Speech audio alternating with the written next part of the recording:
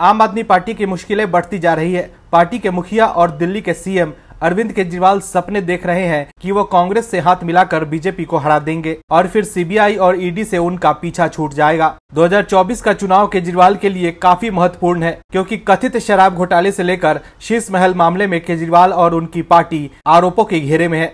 ऐसे में केजरीवाल अपने सियासी दुश्मन कांग्रेस से हाथ मिला चुके हैं, लेकिन केजरीवाल के लिए ये इतना आसान नहीं है। केजरीवाल अब चौतरफा घिर चुके हैं। अब एक नए खुलासे से केजरीवाल एंड कंपनी की आफत बढ़ गई है। वहीं विपक्षी गठबंधन में भी सब कुछ ठीक नहीं चल रहा है।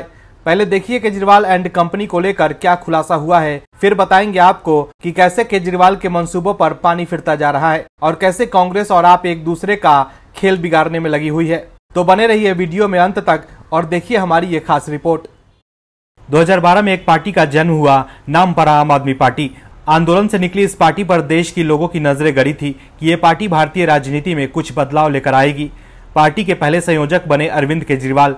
पार्टी ने कई बड़े वादे भी किए जनता से कि हमें एक मौका दीजिए, हम सत्ता का कायाकल्प कर देंगे, सभी तरह के बदलाव हो जाएंगे, भ्रष्टाचार एकदम खत्म हो जाएगा। लेकिन राजनीति की नियति ऐसी कि उस पार्टी के 2 अहम मंत्री भ्रष्टाचार के आरोप में जेल जा चुके हैं। वहीं दूसरी ओर महाठग सुकेश भी रोज आप पर नए खुलासे कर रहा है, जिससे पार्टी तो हलकान है ही, लोगों का भरोसा भी पार्टी से खत्म हो रहा है। क्या है नया खुलासा सुकेश का, बताते हैं आपको।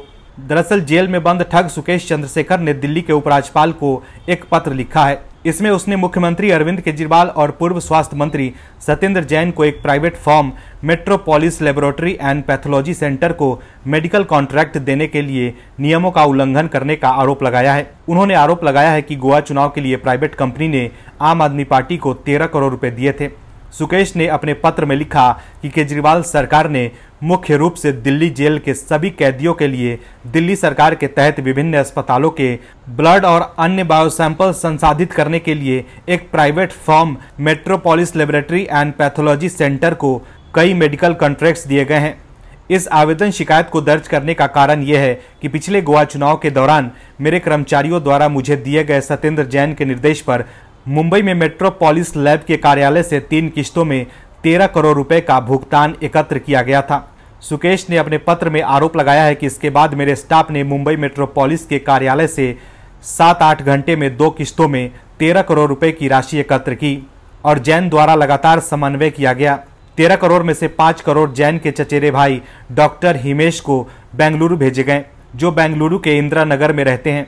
बाकी 8 करोड़ रुपए गोवा भेजे गए, जिसे अज्ञात व्यक्तियों ने एकत्र किया, जिसका विवरण जैन ने भेजा था। तो देखा आपने कैसे सुकेश के एक और खुलासे से आपकी मुश्किलें बढ़ गई है। केजरीवाल साहब को समझ आना चाहिए कि अगर वो राजनीति में ईमानदारी नहीं रखेंगे तो उनके लिए भारतीय राजनीति में पैर जमाना मुश्किल हो सकता है, क्योंकि भ्रष्टाचार के मुद्दे पर अब केजरीवाल यू टर्न ले चुके हैं।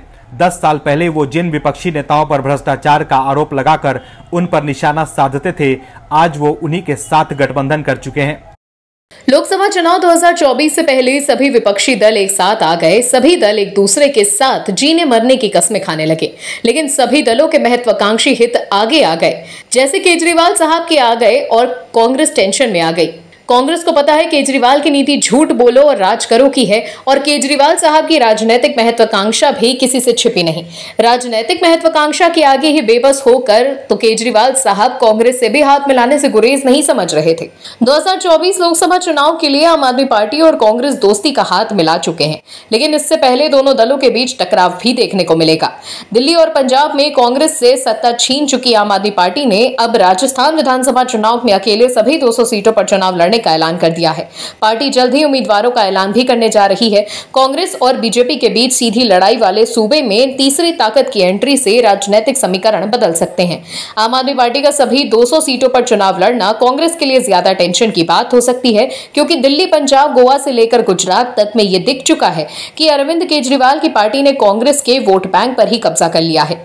आम आदमी पार्टी राजस्थान के प्रदेश अध्यक्ष नवीन पालीवाल ने कहा है कि उनकी पार्टी 200 सीटों पर विधानसभा चुनाव लड़ने जा रही है। उन्होंने ये भी बताया कि 22 अगस्त को राष्ट्रीय संगठन मंत्री संदीप पाठक ने दिल्ली में बैठक बुलाई है। इसमें उम्मीदवारों का चयन करके लिस्ट राष्ट्रीय संयोजक अरविंद केजरीवाल को सौंपी जाएगी। उन्होंने उम्मीद जाहिर की कि 25 अगस्त तक आम आदमी पार्टी की पहली लिस्ट जारी हो जाएगी। वहीं राजस्थान के प्रभारी और दिल्ली में द्वारका सीट से विधायक विनय मिश्रा ने कहा कि आम आदमी पार्टी ने पहले टिकट घोषित करने का ट्रेंड सेट सेट किया है, उसकी ही नकल बीजेपी ने की है। हम भी 22 को उम्मीदवारों का चयन करने जा रहे हैं। 25 से 26 तक पहली लिस्ट जारी हो जाएगी। राजस्थान में कांग्रेस सत्ता में है और रिवाज बदलते हुए लगातार दूसरी बार सत्ता में आने की कोशिश में जुटी है। मुफ्त बिजली, राशन किट, 500 रुपए में सिलेंडर जैसी योजनाओं के सहारे अशोक गहलोत अपना जादू चलाने की कोशिशों में जुटे हैं। वहीं बीजेपी को उम्मीद है कि जनता राजस्थान के ट्रेंड को जारी रखते हुए सत्ता में परिवर्तन करेगी और उसे अगले 5 साल तक मौका मिलेगा। अब आम आदमी पार्टी की एंट्री के बाद चुनावी जंग और भी दिलचस्प हो गई है। कुछ राजनीतिक विश्लेषकों का कहना है कि बीजेपी का अपना वोट बैंक काफी हद तक उसके साथ स्थिर रहता है, जबकि कांग्रेस और आम आदमी पार्टी का वोटर बेस लगभग एक जैसा है। केजरीवाल की पार्टी ने कई राज्यों में कांग्रेस के वोट बैंक में सेंध लगाकर कांग्रेस का सफाया कर दिया। हालांकि इस बार विपक्षी गठबंधन में शामिल होकर केजरीवाल कांग्रेस के एक राज्य में साफ करने की तैयारी में है। कांग्रेस को भी पता है कि आम आदमी पार्टी कांग्रेस की राजनीतिक जमीन पर ही अपनी खेती करती है और आम आदमी पार्टी चुनावी रण में आती है तो नुकसान कांग्रेस को ही होगा। लेकिन फिर भी कांग्रेस ने आम आदमी पार्टी को विपक्षी गठबंधन में शामिल किया है। देश की राजनीति में दो तरह के नेता हैं, एक तो पढ़े लिखे और दूसरे लिखे पढ़े। और जो लिखे पढ़े रूप के नेता हैं उन्हें पहले ही अभिमान होता है कि भाई साहब हम तो सर्वोच्च हैं, हमें सब कुछ आता है। लेकिन जब उनके अपने ही उनके दावों की पोल खोलने लगते हैं तो भाई साहब अभी तो कई खामियां और कमी आप में बाकी हैं, ये कहकर लोग अपना मुंह छुपाने लगते हैं। देश केजरीवाल साहब के कार्यकाल में देख रहा है कि एक राज्य की विधानसभा को हाईजैक करके उसके पवित्र परिसर को राजनीतिक बयानबाजी के लिए प्रयोग किया जा रहा है। दिल्ली विधानसभा के 2 दिन के विशेष सत्र के दौरान केजरीवाल साहब बस अपनी उपलब्धियां ही गिनाते रहे और मोदी सरकार पर हमला करते रहे। उन्होंने कांग्रेस पर भी निशाना साधते हुए उनके कार्यकाल में हुए घोटालों की याद दिला दी। लेकिन केजरीवाल साहब ये भूल गए कि विधानसभा का सत्र लोकहित के कार्य को कैसे बेहतर किया जाए, कैसे उसको धरातल पर लाया जाए, क्या काम होने चाहिए, इस पर चर्चा के लिए होता है। केजरीवाल साहब लगभग 8 सालों से ये बात कर रहे हैं कि हमने दिल्ली के हेल्थ सिस्टम को बेहतर कर दिया है, लेकिन उन्हीं के विधायकों ने केजरीवाल सरकार के दावों की पोल खोलकर रख दी और उन्हें याद भी दिलाया कि विधानसभा राजनीति करने की जगह नहीं है बल्कि काम करने की जगह है। दरअसल दिल्ली में अपने स्वास्थ्य मॉडल का ढिंडोरा पीट रही केजरीवाल सरकार की स्वास्थ्य सेवाओं की पोल विधानसभा में खुद आम आदमी पार्टी के ही विधायक ने खोलकर रख दी। आम आदमी पार्टी विधायकों ने दिल्ली विधानसभा में स्वास्थ्य सेवाओं की समस्या के मुद्दे उठाए। उन्होंने अस्पतालों में क्षमता से ज्यादा मरीज आने से लेकर क्षेत्र में अस्पताल न होने के मुद्दे को डिप्टी स्पीकर राखी बिरनाल के सामने उठाया। इस पर बीजेपी ने निशाना साधते हुए कहा कि हम इन मुद्दों को पहले भी उठाते रहे हैं और अब यही बात आम आदमी पार्टी के विधायकों ने भी कही है। विधानसभा सत्र के दौरान आम आदमी पार्टी विधायकों ने दिल्ली की स्वास्थ्य सेवाओं की खामियों को उठाया, जिसके बाद बीजेपी ने आम आदमी पार्टी विधायकों का वीडियो शेयर कर केजरीवाल पर निशाना साधा। बीजेपी नेता अमित मालवीय ने ट्वीट कर कहा कि केराड़ी से आम आदमी पार्टी के ही विधायक ऋतुराज झा सदन में चीख कर कह रहे हैं कि उनके इलाके में 8 लाख की आबादी के लिए आसपास तक का कोई स्वास्थ्य सुविधा नहीं है, कोई अस्पताल नहीं है, जनता परेशान है। संजय गांधी अस्पताल दिल्ली का सबसे बुरा अस्पताल बन गया है। वहीं एक दूसरे ट्वीट में अमित मालवीय ने आम आदमी पार्टी विधायक का वीडियो शेयर कर लिखा कि सीमापुरी से आम आदमी पार्टी के विधायक राजेंद्र पाल गौतम भी कह रहे हैं कि उनके क्षेत्र के अस्पताल का हाल बुरा है। आखिर केजरीवाल बीते 10 साल से किस स्वास्थ्य मॉडल का प्रचार कर रहे हैं? ये है केजरीवाल के स्वास्थ्य मॉडल। बीते 10 साल में झूठे प्रचार के अलावा कुछ किया है केजरीवाल ने? आपको बता दें, आम आदमी पार्टी विधायक ऋतुराज झा ने दिल्ली विधानसभा में अपने विधानसभा क्षेत्र में कोई अस्पताल न होने का मुद्दा उठाया था। इसके साथ ही सीमापुरी से विधायक और पूर्व मंत्री राजेंद्र पाल गौतम ने भी विधानसभा में अस्पतालों का मुद्दा उठाया था। इसी को लेकर बीजेपी ने केजरीवाल पर निशाना साधा है। हालांकि दिल्ली की समस्याओं पर चर्चा करने के बजाय केजरीवाल विधानसभा में पीएम मोदी पर निशाना साधते हैं और देश भर की बातें करते हैं, लेकिन दिल्ली के मुद्दों पर चुप रहते हैं। केजरीवाल साहब को जनता को बताना चाहिए कि हेल्थ में तो केंद्र का दखल नहीं है, फिर हाल बदहाल क्यों है?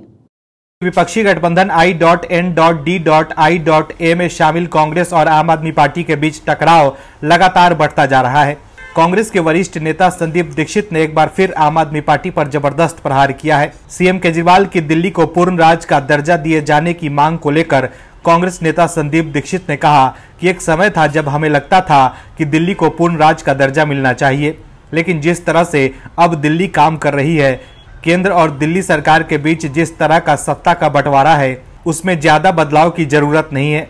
संदीप दीक्षित ने आगे कहा कि केजरीवाल खुद को एंटी करप्शन ब्रांच से बचाने के लिए ट्रांसफर पोस्टिंग के लिए जिस तरह की शक्ति चाहते हैं वो नैतिक नहीं है। उन्होंने कहा कि आज जो परिस्थिति है वो दिल्ली के हित की है। संदीप दीक्षित ने यह भी कहा कि अरविंद केजरीवाल जैसा आदमी केवल अपना और अपनी पार्टी की सत्ता को देखेगा। उस व्यक्ति से कोई फीडबैक आता है उसे हमें गंभीरता से नहीं लेना चाहिए। उन्होंने कहा कि दिल्ली को पूर्ण राज्य का दर्जा दिए जाने की मांग उचित नहीं है, न ही मैं इसका समर्थन करता हूं। संदीप दीक्षित का यह बयान केजरीवाल और आम आदमी पार्टी के लिए बेहद ही चुभने वाला होगा, लेकिन यह पहली बार नहीं है जब संदीप दीक्षित ने केजरीवाल पर निशाना साधा है। जब केजरीवाल संसद में दिल्ली सर्विस बिल पर वोटिंग के लिए लामबंदी कर रहे थे और कांग्रेस ने काफी दिनों बाद उनकी मांग स्वीकार की थी, उस समय भी संदीप दीक्षित ने कहा था कि यह बिल पास होना चाहिए, और अब भी संदीप दीक्षित खुलकर केजरीवाल और आप पर निशाना साध रहे हैं। वहीं कांग्रेस भी संदीप दीक्षित के खिलाफ कोई कार्रवाई नहीं कर रही है, जो कि हैरान करने वाला है। हालांकि पंजाब में भी वही हाल है। पंजाब कांग्रेस के नेता भी मान सरकार पर निशाना साध रहे हैं। ऐसे में कांग्रेस की अपनी मजबूरी भी हो सकती है कि किस किस पर पार्टी कार्रवाई करे। कांग्रेस नेताओं को डर है कि बाकी राज्यों की तरह दिल्ली और पंजाब में भी कहीं कांग्रेस पिछलग्गू दल बनकर न रह जाए, और जिस आपने उसका सुपरा साफ किया कहीं वो उसकी मेहरबानी तले ना दबे रह जाए। कांग्रेस के बड़बोले राज्यसभा सांसद रणदीप सिंह सुरजेवाला की मुश्किलें बढ़ गई है। सुरजेवाला ने सोचा नहीं होगा कि वो ऐसे फंस जाएंगे। दरअसल कांग्रेस की कार्यप्रणाली का ये पुराना हिस्सा रहा है कि देश का अपमान करो, हार जाओ तो जनता को बुरा भला कहो, और पार्टी का जो नेता ऐसा करेगा पार्टी उसका सम्मान करेगी। बंसीलाल से लेकर आज तक कांग्रेस में कई ऐसे नेता हुए जिन्होंने जनता को सिर्फ एक वोट देने वाला ही माना है। रोज अपमान करो और राजनीतिक रोटी सेको और पार्टी में पद पाओ, यही कहानी है कांग्रेस की, और अभी ऐसा ही हुआ है। दरअसल राज्यसभा सांसद और कांग्रेस नेता रणदीप सिंह सुरजेवाला ने बीजेपी के वोटर्स को राक्षस बताया था। उनके इसी बयान पर उनके खिलाफ दिल्ली के रोहिणी थाने में शिकायत दी गई है। बीजेपी नेता संजय गुप्ता ने सुरजेवाला के खिलाफ FIR दर्ज किए जाने की मांग की है। रणदीप सुरजेवाला हरियाणा के कैथल में जन आक्रोश रैली को संबोधित कर रहे थे। इस रैली को संबोधित करते हुए उन्होंने कहा था कि वो सभी लोग जो बीजेपी को वोट देते हैं वो राक्षस हैं। वो सभी लोग जो बीजेपी की विचारधारा का समर्थन करते हैं उनमें राक्षसी प्रवृत्ति है। मैं ऐसे लोगों को महाभारत की धरती से खड़े होकर शाप देता हूं। बीजेपी समर्थकों को राक्षस बुलाने पर केंद्रीय मंत्री अनुराग ठाकुर ने पलटवार किया था। उन्होंने कहा था कि ये कांग्रेस की मानसिकता को दर्शाता है। वो बीजेपी को वोट देने वाले को राक्षस कहते हैं। इसका मतलब है कि वो भारत के 140 करोड़ लोगों को राक्षस कह रहे हैं। इसके अलावा भी बीजेपी के कई नेताओं ने रणदीप सिंह सुरजेवाला और कांग्रेस पर निशाना साधा था और कांग्रेस से सुरजेवाला के खिलाफ कार्रवाई की मांग की थी। लेकिन विधानसभा चुनाव को लेकर कांग्रेस ने सुरजेवाला को मध्य प्रदेश का प्रभारी बनाया है। पार्टी ने मध्य प्रदेश में अपने प्रभारी जयप्रकाश अग्रवाल को कार्यमुक्त करते हुए महासचिव रणदीप सिंह सुरजेवाला को राज्य के प्रभारी की अतिरिक्त जिम्मेदारी सौंप दी। मध्य प्रदेश में इस साल नवंबर-दिसंबर में विधानसभा चुनाव होने हैं। कांग्रेस महासचिव रणदीप सिंह सुरजेवाला पहले सिर्फ कर्नाटक के प्रभारी थे और अब उन्हें मध्य प्रदेश में भी जिम्मेदारी दी गई है। हाल ही में सुरजेवाला को मध्य प्रदेश विधानसभा चुनाव के लिए वरिष्ठ पर्यवेक्षक भी नियुक्त किया गया था। वो कांग्रेस के राष्ट्रीय प्रवक्ता भी हैं। हाल ही में उन्होंने प्रेस कॉन्फ्रेंस कर PM मोदी पर निशाना साधा था, लेकिन मोदी सरकार में जनता का अपमान करने वाले को बख्शा नहीं जाता है, उन पर कानूनी कार्रवाई होती है। रणदीप सिंह सुरजेवाला भी अब इसकी चपेट में है। हालांकि सबसे हैरानी की बात यह है कि सुरजेवाला द्वारा जनता को राक्षस कहने के बाद भी उन पर कार्रवाई करने के बजाय कांग्रेस उन्हें नई जिम्मेदारियां देकर पार्टी में कद बढ़ा रही है। ऐसे में कांग्रेस को लेकर कई सवाल उठ रहे हैं कि क्या जनता का अपमान करने वाले नेता ही कांग्रेस को पसंद है। Bureau report, OMH news. और भी वीडियोस देखने के लिए चैनल को सब्सक्राइब करें और बेल आइकन को दबाएं।